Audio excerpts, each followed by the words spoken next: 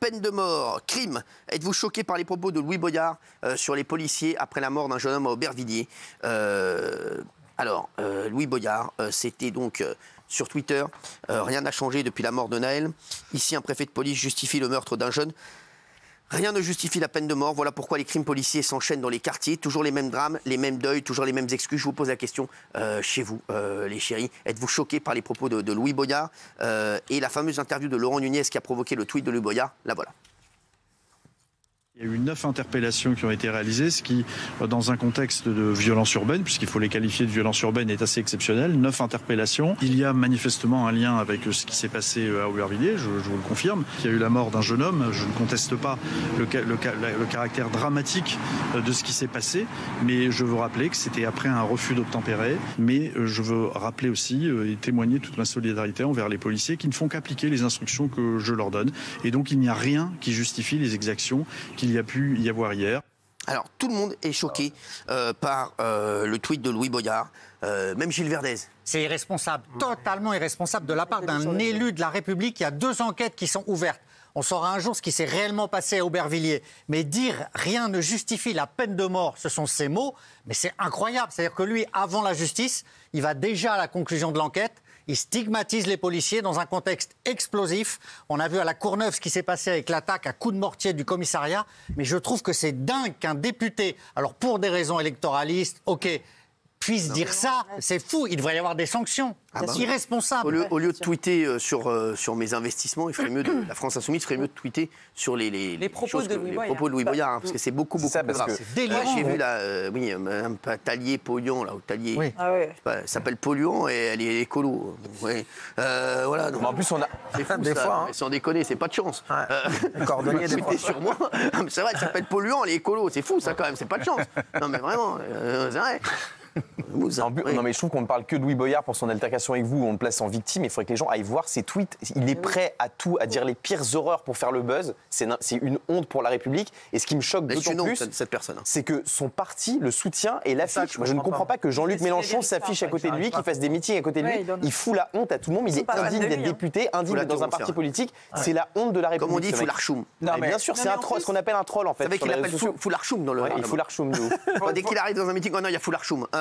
Mais faut-il rappeler Pardon. Juste 2 secondes. Gilles et Guillaume ont tout dit. Irresponsable, moi je trouve que c'est à gerber. Parce qu'au-delà de ça, en fait, Louis Boyard, il dit quoi aux jeunes aujourd'hui? En fait, le refus d'obtempérer, il dit quoi en fait, refuser d'obtempérer, filer quand on vous arrête. C'est ça. En fait, moi, je trouve que quelque part, il instrumentalise la jeunesse en leur disant, en gros, je suis de votre côté, mais allez-y. On vous arrête, ne vous arrêtez pas, continuez. Et si vous mourrez, tant mieux, parce que vous serez nos idiots utiles et on pourra après vous instrumentaliser et se servir de votre mort contre la police. Donc en fait, il est complètement dingue. Voilà. Et je trouve que c'est un scandale. C'est un des pantins de Mélenchon. Il faut quand même rappeler que Mélenchon lui-même avait dit « la police tue ». Donc il est dans la droite ligne du parti.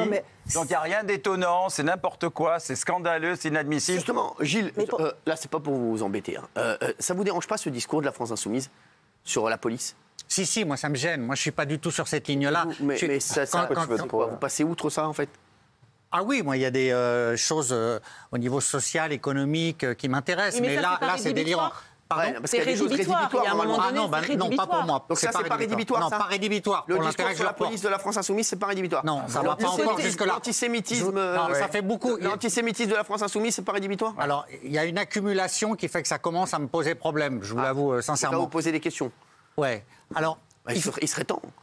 Mais ça, c'est votre avis, je l'entends parfaitement. Mais en fait, ce qui se passe, c'est que, vous voyez, les sondages sont très mauvais pour LFI. Ah oui, c'est normal. Voilà. Donc là, vous avez Mélenchon qui vient de faire un discours en disant inscrivez-vous, venez voter, en draguant la jeunesse. Et lui, il est sur cette ligne-là. Donc en fait, comme c'est mauvais, ils essayent d'aller chercher, pour des raisons électoralistes, mais très mauvaises selon moi, un électorat jeune. C'est très grave ce que tu dis. Je vais vous dire, et là, je parle en tant, je le dis aux téléspectateurs, en tant que peut-être gars qui essaie d'être un petit peu malin.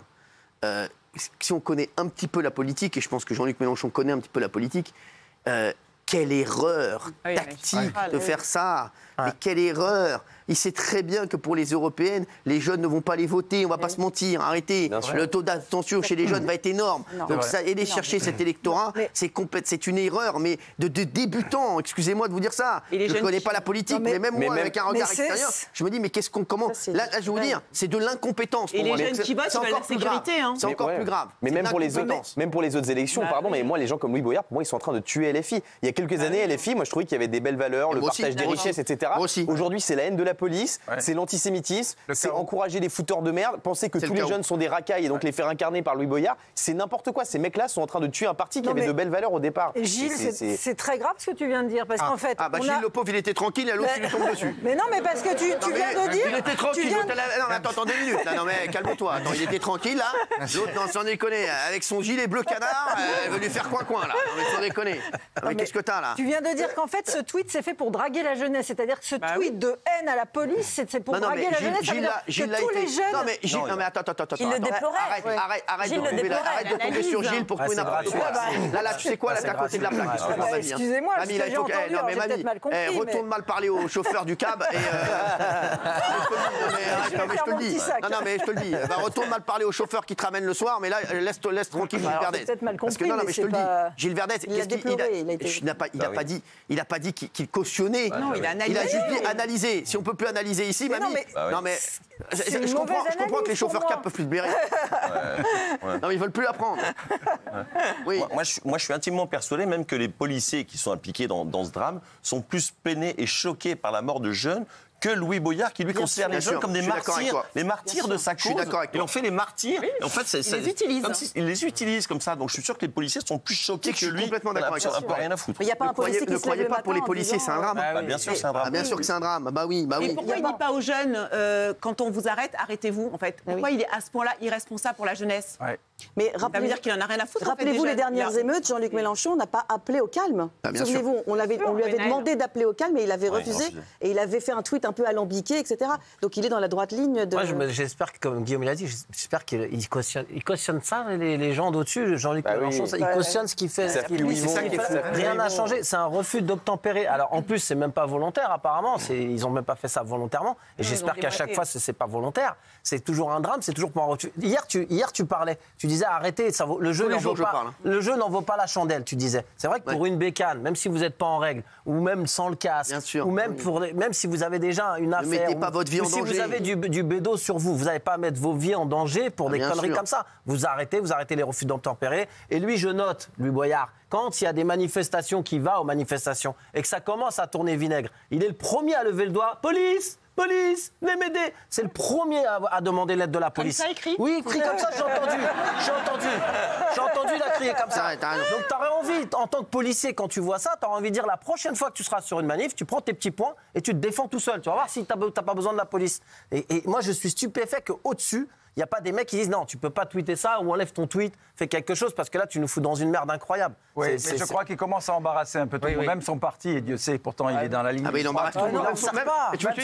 Même son coiffeur, il embarrasse. L'Assemblée, il est tout à fait au fond désormais, vous avez remarqué. C'est le dernier tout à fait en haut là. Il est plus du tout en exposition. Il leur sert pas.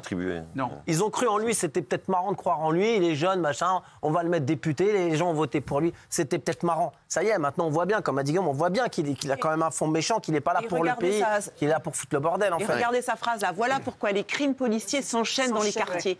C'est-à-dire qu'en fait, il essentialise les policiers. Il dit que parce que je les entends tous, ils disent que la police est raciste, mais un racisme d'État, un racisme systémique. Et ça, excusez-moi, mais c'est juste insupportable. Les policiers sont tellement incroyables de courage, de sang-froid, d'abnégation. Ils savent qu'à la moindre merde, ils vont prendre perpète et tout. Franchement, c'est par ailleurs, c'est un élu de la République. Et donc, il n'a pas à se substituer à une enquête qui est en cours. Mais pourquoi ils s'en passent pas de la police? Donc, lui, normalement, il doit expliquer et il doit montrer et être le premier à dire on attend les résultats de l'enquête. Il y a même 2 enquêtes en cours. Donc, il n'a pas. Il est préfet, il est procureur, il est juge, il est tout, mais il n'est pas barbier. Oui. Non, mais j'ai dit ce que je pensais de la peine et le fait qu'ils les considèrent comme des martyrs. Et je trouve ça incroyable qu'ils poussent au crime comme ça, qu'ils poussent au crime contre les policiers et qu'ils n'incitent pas les jeunes à un peu plus de maîtrise d'eux et de respect des lois et de s'arrêter, etc. Il fait que mettre Gilles n'est pas d'accord avec toi là. Non, mais en fait... c'est un peu panique à bord à gauche en ce moment pour les européennes. Et donc là, c'est le jusqu'au boutisme. C'est-à-dire que la radicalité. voilà, ils vont plus loin encore, on voit qu'il y a une liste socialiste qui commence à monter et après il y a l'unité de la gauche qui va se jouer peut-être. Donc LFI se dit c'est pas possible, on piétine et ils tentent dans ces cas-là, un peu à la désesperado, de faire des tweets comme ça totalement. C'est une mauvaise stratégie, mais je pense que c'est leur Mais personne ne lui dit ne tweet pas des trucs comme ça, ne parle pas de faits qui sont déjà passés, parce que là il parle d'un fait qui est déjà passé, il respecte même pas la famille. Ne parle pas de ce qui s'est déjà passé, ne tweet pas des trucs comme ça, tu fais de la peine à tout le monde. C'est n'importe quoi ce que tu fais. Personne mais je pense que c'est une arme pour eux parce qu'il existe un peu sur les réseaux, parce qu'il a des abonnés, mais ils n'ont pas compris. C'est pas parce que tu existes sur les réseaux et que tu n'as pas d'abonnés que tu existes sur les urnes. Ils n'ont rien compris. Les gens le suivent. La grosse partie, c'est pour se foutre de sa gueule. Parce que c'est la risée d'Internet, parce qu'il y a n'importe quoi. Ils sont perdus. Et donc, du coup. Mais dans les coms, il se fait toujours terminer. Même par des étudiants. Et surtout par des jeunes, d'ailleurs, des étudiants, des gens de gauche, etc. Donc, c'est une mauvaise stratégie. Terminé, moustache. Non, mais c'est vrai. Non, mais c'est vrai. Je l'appelle moustache avec mes potes. Oui. Non, mais moustache, il se fait parfois, je réfléchis et je me dis, si on fait une petite analyse de Louis Boyard, c'est un petit gars qui vient de Vendée. Il nous avait dit en plateau, on a le droit de le redire s'il l'a déjà dit, qu'il faisait des petits trafics. On a le droit de le dire. Voilà, bon, alors, si on a le droit de le dire. Bon, moi, il a dit il vient de Vendée, il était jeune. Je crois que même sur ça, il a voulu faire le malin. Il a dealé, il a été dealer. Et moi, je pense qu'il voue un petit peu une adoration pour. Je pense qu'il aurait voulu faire partir d'un gang. Voilà, c'était un peu son but dans la vie, c'est d'être un délinquant. Le gang des moustaches. Kelly, t'as raison, mais un gang de quoi? Kelly, elle a raison ce qu'elle dit. Oui, mais je pense. Une vie. Le gang des moustaches, c'est ça. Si vous prenez la vie de Louis Boyard, ses parents, ils étaient des blancs. Ses parents, son père, c'était un chef d'entreprise. Sa mère, elle était dans une grande entreprise. Je sais. Et moi, il a dit que j'étais fils de bourgeois. Mais lui, le premier. Mon père, il est arrivé en France, il n'avait pas un euro. Il dormait sur un banc et je rigole pas, tu pourrais lui demander. Donc voilà, nous, on n'était pas comme toi. Il déménageait de ville en ville. Arrête, Louis Boyard, arrête de faire le malin. Il faut pas que des trucs comme ça. Et quand bien même pour qu'on insulterait les bourgeois. Mais c'est pire de dealer quand t'as pas besoin d'argent, c'est pire. Les mecs, déjà quelqu'un qui deal parce qu'il est en galère. Renseigne-toi, moustache, mon bébé. Quelqu'un qui deal parce qu'il est en galère et qu'il a besoin de donner à manger à ses parents, c'est déjà très grave. C'est déjà une galère. Mais il a besoin de survivre, donc il trouve ce moyen-là. Voilà, peu importe, c'est son choix. C'est déjà très grave. Et la justice a fait le travail. Mais quelqu'un qui va dealer alors que tes parents ils sont chefs d'entreprise, c'est encore plus grave. Une stricte crédibilité. Ta mère, elle est responsable de je sais pas quoi. Ton père, il est directeur d'une société de je sais pas quoi. Cadre dans une société. Tu déménages de logement en logement. T'as à manger tous les jours. T'as à boire. T'as une moustache. C'est pour ça que je te dis que. Il a une moustache. C'est pour ça que je te dis que je pense qu'il aurait voulu faire partie des leurs. Mais il avait une moustache, ça suffisait. Il est frustré. Non mais c'est vrai, le gars a une moustache, il s'en contente pas. T'as une moustache à 13 ans déjà, t'es content. Non mais c'est vrai, sans déconner. En vrai, c'est un chicane. T'as dealer. Déjà, c'est une victoire. T'as une moustache comme ça, t'arrives à Salvador Dali, t'as pas besoin de dealer. T'arrives à l'école déjà, t'as une moustache à 12 ans, frère, c'est mythique. Non mais je suis désolé. C'était déjà un chicanos à 12 ans. Ah oui, bah je sais, bah oui. C'est pas Pablo Escobar. Oui, Gilles Verdez. On y va peut-être un peu fort là. Non, on loue sa moustache. Il va fort avec la police en tout cas. Exactement. Non mais bon, il a gagné.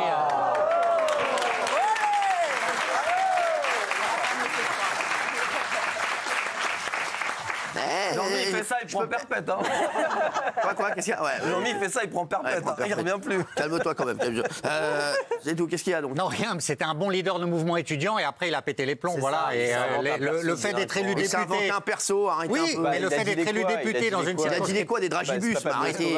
Il a une circonscription. Il a dit des quoi avec sa stache mou? Arrêtez les gars. Non mais franchement, arrêtez. Non mais voilà, il a dit des quoi? Mais qu'est-ce qu'il a dit les mecs? Arrêtez. Non mais les mecs, arrêtez. Louis Boyard, il a voulu comme maladie. C'est une rigolade. Il me fait marrer, moi. Le gars, il s'est pris pour un gangster. Non, mais frère, arrête un peu. Non, mais au contraire, il pourrait monter au créneau pour justement condamner le deal. Mais en fait, c'est même pas ce qu'il en a fait, en fait, de ça. Mais il trouve ça cool. Il a justifié. Allez, on embrasse Moustache quand même. On va voir ce que pensent de Moustache les téléspectateurs. Voilà, oui, 90%, non à 10%. Voilà, bon, bah, une fois de plus, Louis Boyard, à l'image de sa carrière. Toujours au plus bas.